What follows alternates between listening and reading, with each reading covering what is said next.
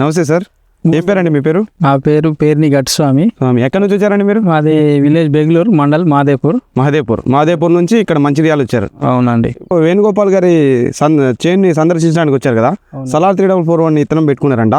ఎలా అనిపిస్తుందండి మీకు? చూసారు కదా, చాలా బాగుందండి. ఇత్తనం మంచిగా గ్రోతింగ్, కాయలు సిట్టింగ్ ఇంకా కూడా గ్రోతింగ్ మీదనే ఉన్నది, నీట్నెస్ ఉంది.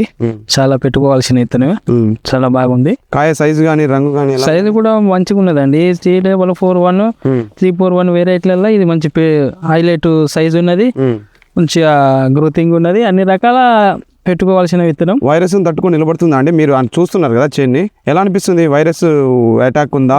అసలు ఏమీ లేదండి. నల్లి అటాక్ ఏమైనా ఉందా? నల్లి కూడా లేదు. చెట్లు కానీ ఏమైనా ఉన్నాయండి?